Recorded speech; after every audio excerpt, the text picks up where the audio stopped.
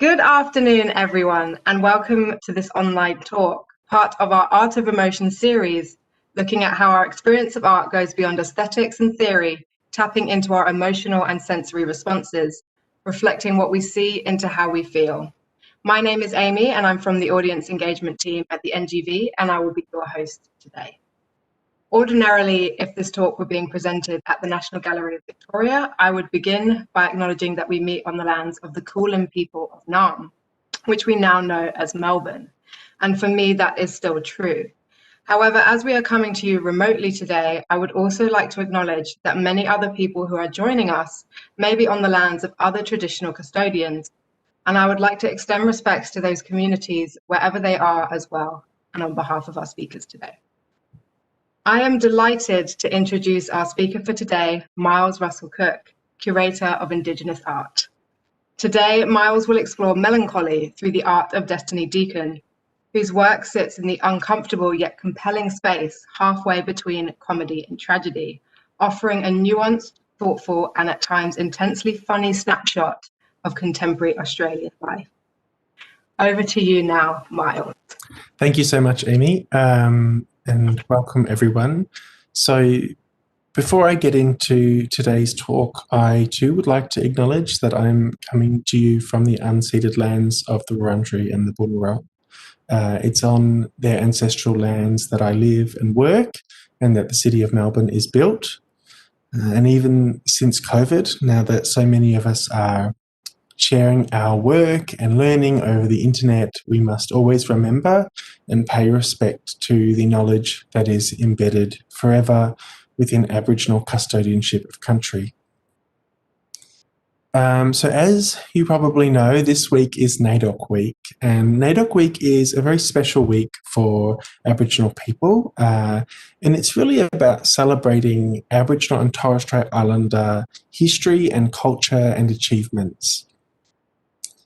The theme of this year's NAIDOC week is Always Was, Always Will Be, and it's about taking time to recognise and remember that Aboriginal people have occupied and cared for the Australian continent for over 65,000 years, a long, long, long time before European arrival and settlement. So before I get into my talk, I'd like you to all try and take a moment to imagine what that looks like. Over 2,000 generations, mothers to sons, fathers to daughters, an unbroken lineage of people connected to the land on which most of us call home. And it's to the original and continuing owners of that land that I give this acknowledgement. So like I said, I'm delighted to be presenting to you the fourth lecture as part of the NGV's lecture series, The Art of Emotion. And the emotion that I'm going to be talking to you about is melancholy. As a mood or emotion, the experience of being melancholy or depressed is at the very heart of being human. Feeling down or blue, dispirited, dejected, disappointed, depressed, feeling immense despair. It's part of what makes us who we are. I'm going to be talking about the emotion of melancholy, looking specifically at 5 works by Destiny Deacon. But before I get into that, just a little bit about Destiny herself. So Destiny is a Melbourne-based contemporary artist, a descendant of the Kuku and Arab people of Far North Queensland and Torres Strait. She was born in 1957 in Maryborough in Queensland, but came to Melbourne as a small baby, where she was raised by her mother, Eleanor Harding, and today lives and works making art from her lounge room / studio in Brunswick. In 1979, Destiny received a Bachelor of Arts degree majoring in politics at the University of Melbourne, and then in 1981 she received a Diploma of Education from La Trobe University, after which she worked as a teacher in Victoria's secondary and community schools, and then as a tutor and a lecturer in Australian writing and culture and Aboriginal and Torres Strait Islander cultural production at University of Melbourne. Inspired by her mother, Destiny followed her passion for politics and became what were one of the so-called Charlie's Angels, a group of Aboriginal women who worked for Charlie Perkins as a staff trainer in Canberra. Destiny started her professional photography career in the 90s and since then has worked as an artist full-time. The last 4 years have been a bit of a roller coaster for Destiny. In 2018, she was awarded the inaugural Yellingwa Fellowship in recognition for the role that she's played in changing the way the broader community understands and engages with Indigenous art. And then in 2019, she received an honorary doctorate for her contribution to the field of education from La Trobe University. And now, at the end of 2020, after 2 false starts, the NGV is finally able to present her retrospective exhibition, Destiny, which I have curated, and which is the largest exhibition of her work to date. So the show was supposed to open on the 27th of March and then again on the 20th of June, and both times we were delayed because of COVID. However, we are delighted that the show is now going to be opening very soon on the 23rd of November, so I look forward to welcoming you all when that happens. It's somewhat fitting in an ironic way that the show has had such a rocky start, because that feeling of something being equal parts tragic and hilarious is really at the heart of a lot of Destiny's work.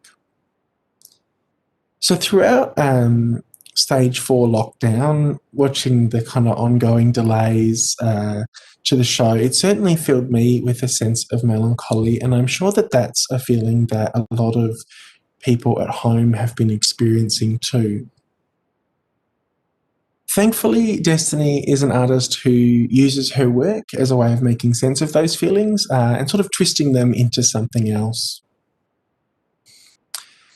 So the work you have on your screen now is titled Melancholy, spelled like watermelon, and it's a single light jet print from a Polaroid taken in the year 2000. Melancholy as an emotion, in essence, refers to a kind of feeling of sadness that lasts for a long period of time, often without any obvious reason. In the early part of the 20th century, melancholia was often the diagnosis given to women suffering what we might now think of as depression. Nervous exhaustion, sadness, fear, being too emotional, these were considered in some cases to be indicative of mental illness and of deserving treatment or institutionalisation. My own Aboriginal great-great-grandmother, Emily, was institutionalised at Kalula Mental Asylum in Sunbury during the 1920s, where she was held for 16 years, having been described as originally suffering from auditory hallucinations. After being institutionalised, Emily then developed what her doctors referred to as melancholia. Emily was estranged from her own mother, who's a non-Aboriginal woman, who had, when she was quite young, had Emily's father, likely a Watchaballock man named Joss Harrison, committed to an asylum in Bendigo as well. After she was detained in the asylum and separated from her own children and husband, she plunged into a deep depression. That experience of being taken away from her family, losing contact with her children, of intense isolation, it would have been profoundly traumatic. And it's my feeling that that is likely what caused the subsequent diagnosis of melancholia. Melancholia was not so much a disease, but a sort of assemblage of signs and symptoms. We tend to assume that illnesses are universal, but as a global community, we have debated whether or not to treat depression as a disease for a long time. In its simplest terms, sadness or melancholy is often thought of as the natural reaction to a difficult situation. But the assumption that sadness has or must have an external cause outside the self is actually a relatively new idea. In fact, in ancient Greece, doctors certainly didn't believe that. They believed that this feeling of melancholia was a physical dark fluid or bile that was inside the body. They believed the human body was controlled by 4 fluids, blood, phlegm, yellow bile, and black bile. And in fact, the word melancholia comes from melania and chola, the word for black bile, the fluid that was believed to cause this sadness. There is a tension that exists between extreme emotional states, melancholia and mania. Cyclical moods and energy levels have been recorded at least as far back as several thousand years, with both melancholia and mania having their etymologies as words in ancient Greek. But it wasn't until the mid-19th century that a French psychiatrist by the name of Jean-Pierre Faure wrote an article describing what he called circular insanity, and that is believed to be the first recorded diagnosis of manic depressive disorder, what we now know as bipolar. So there's a tension that exists between emotional highs and depressive lows. And in most of Destiny's images, there's a sense of that tension as well. There is always an uncomfortable relationship between extremes in Destiny's work, either between comedy and tragedy, or in this case, between melancholy and the absurd. So in this particular image, we see a comical absurdist picnic. So spread out on this gingham red and white tablecloth is a halved watermelon and a halved black doll. The doll is cradled inside the watermelon, which looks a little bit like a coolamon or a pity, which was a very old type of object, a sort of tool of design made by Aboriginal people that for the most part were made from wood and would work as a container used for carrying food or water, and depending on the size they could also be lined with a fur pelt and a baby could sleep in it. So the baby has been cut in half, it's had its head removed, just as the watermelon has been severed from its skin. The image conjures up references to the biblical narrative of King Solomon, a story where 2 women both claimed to be the mother of a child, and so the king decreed that the child be cut in 2. The woman who refused to let that happen was declared to be the true mother, as only a true mother would rather see her child taken away from her than killed. There are also references to the stolen generation in Australia, the emotional trauma rendered physical as violence against the black doll's body. So on one hand, there's this immediate sense of humour when you look at this picture, but as you consider it deeper and you start to kind of put together the assemblage of signs, a much more melancholic reading of the work reveals itself. And it's in that uncomfortable tension that I think Destiny is most successful. To me, looking at the image, I also see a connection to my own family. As I mentioned, my Aboriginal great-great-grandmother was separated from her family, and records from the Kalula asylum state one of the reasons for her diagnosis of melancholia being because of the colour of her skin, often referring to her being affected because of being a darkie. There is still a tendency to see melancholy and sadness as mental obstacles to overcome. But the reality is that they're part of life.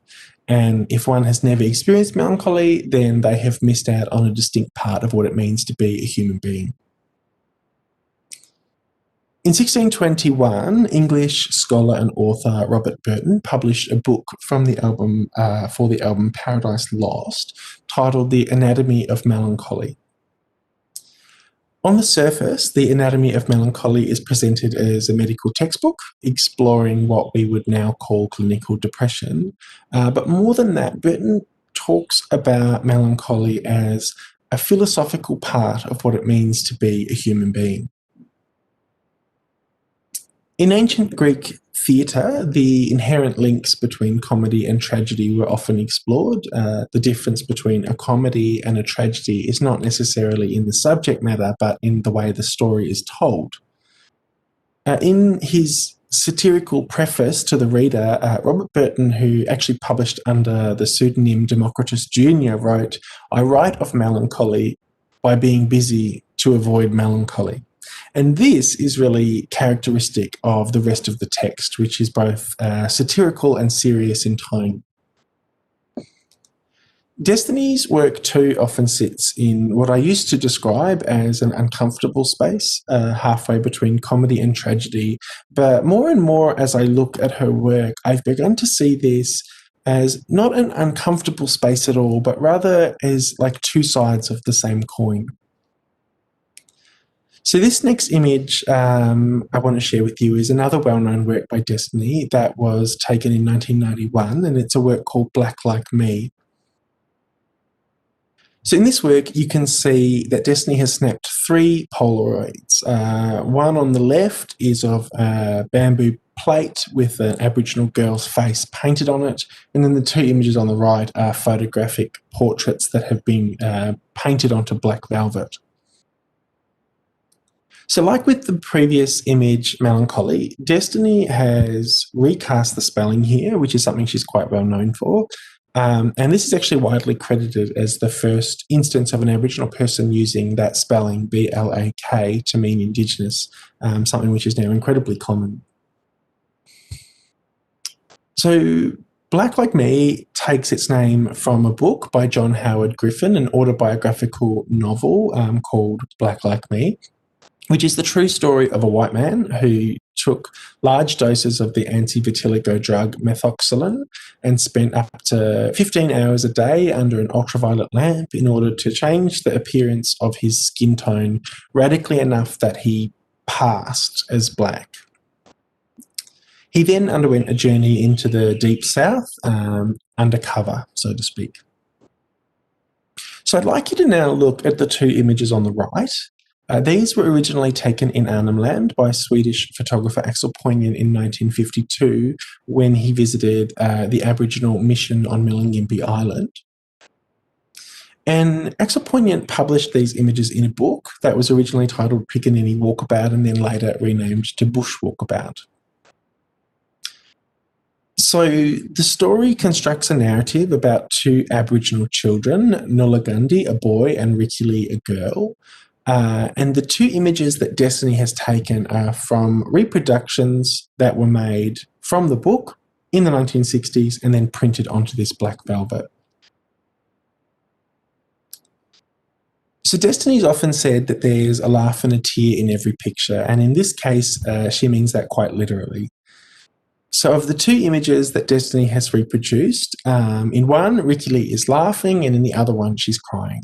And to me, this is very interesting, as laughing and crying are both physical responses that can be associated with extreme emotional states, both happy and sad. The faces are frozen mid-expression, and they're not unlike the comedy and tragedy masks from ancient Greek theatre, the sock and buston. So by looking at these images and proclaiming, "Look, black like me," Destiny is letting audiences in on her own conflicting emotional state, using these pictures, these reproductions, to tell a story about her own identity. It's, on one hand, an exploration into the universal human condition of depressive lows and manic highs, of comedy and of tragedy, but it's also Destiny's way of sharing a more personal experience of growing up black in Australia.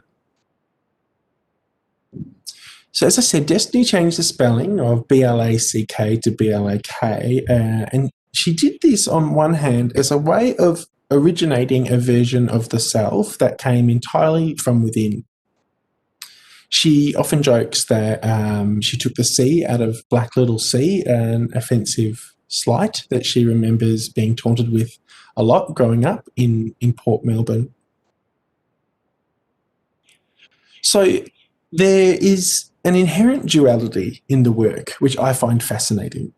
It makes me think of the laughing, crying emoji that you send to people when you don't really know how to reply. In looking at these images, Destiny sees herself, and that creates an emotional state that is hard to pinpoint. It's neither happy nor sad, but then it's both at the same time. So this next image is probably one of Destiny's most well-known photographs. And again, at first glance, it looks like we're seeing something lighthearted. With a lot of Destiny's work, all of the individual parts seem innocent, but then it's the way Destiny puts all those individual symbols together that creates this sense of tension, and in this case, a feeling of melancholy. So here Destiny has placed the collection of plastic toy babies into the paper cupcake shells. The babies and the patty cake paper cups immediately pull us in. They conjure up memories of childhood, of picnics, of kids' birthday parties.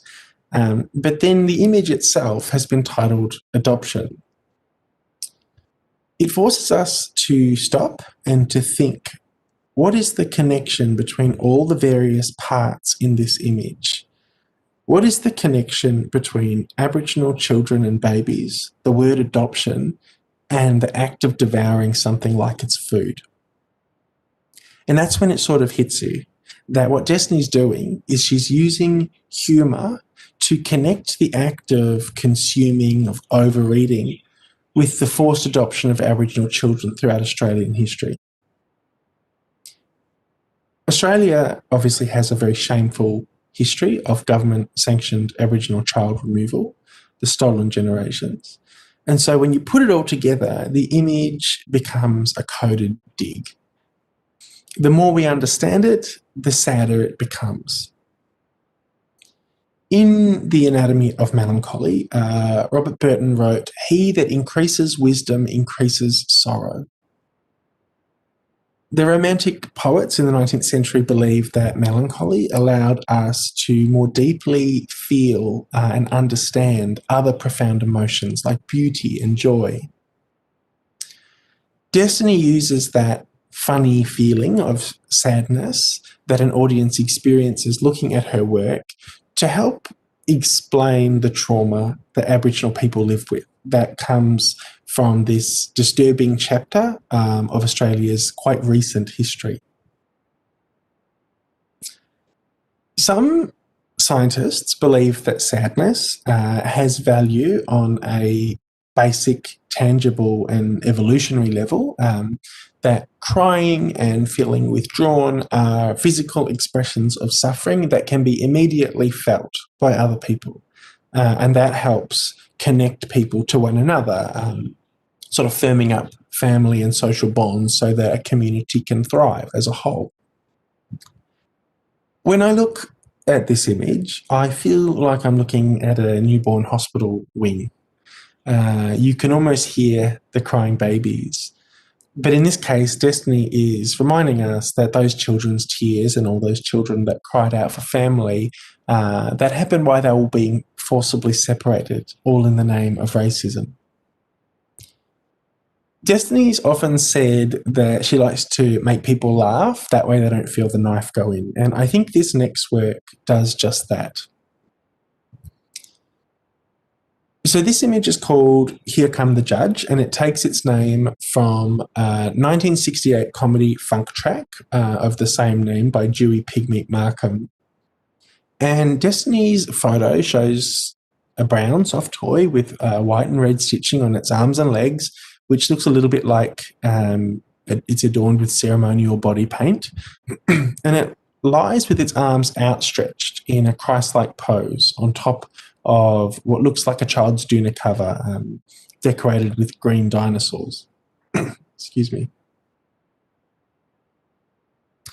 Where was I? So the song that the image takes its name from.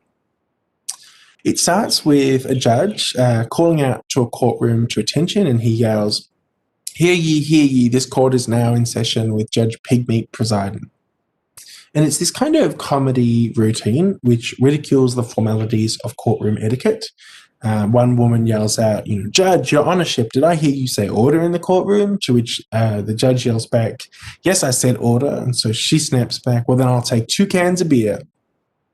And really the joke is that the courtroom's been taken over by black people, and that's considered funny because that's unlikely.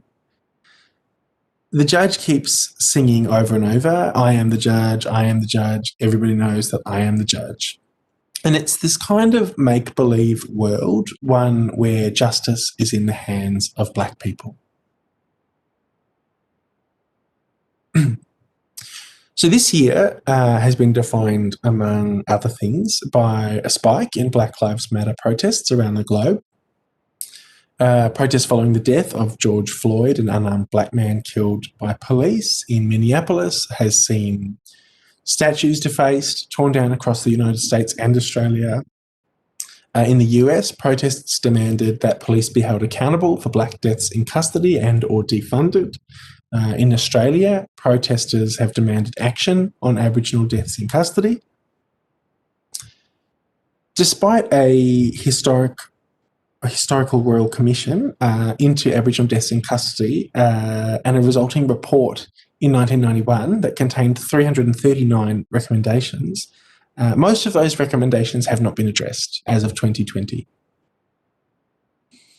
So as you can see, next to the central soft toy are 2 smaller plastic dolls. One is a black doll and the other is a white doll with a red blindfold. So perhaps the blindfold is a reference to the 16th century notion that justice is blind and therefore unbiased. But in this instance, justice is only blind if you're white, because as you can see, the black doll has its head uncovered. Or perhaps it is Destiny's way of suggesting that the white doll may be willfully blind about what is happening around it, what is happening to the black doll under the so-called equal laws. In Australia, the Bureau of Statistics suggested in 2017 that Aboriginal people represent nearly a third of all prisoners, despite being 3.3% of the population. In America, black people are 7 times more likely than white people to be wrongly convicted of murder, and just about every year those gaps grow wider. In 1987, Lisa Belair wrote a poem called Justice, and in her poem she wrote, "The Royal Commission into Aboriginal Deaths in Custody, 339 recommendations. The deaths don't stop. The mourning, the grieving is there. All year round. 205 years, there is no justice." Lisa was a good friend of Destiny's, and she wrote that because it's true, and the truth isn't funny at all. So in Destiny's work, just as in the song, this black judge, it's only comical because it's unbelievable, but the fact that it's unbelievable is actually deeply sad. It isn't funny at all. The poet Emily Dickinson wrote, "I measure every grief I meet with narrow, probing eyes.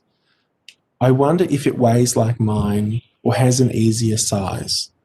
I wonder if they bore it long or did it just begin?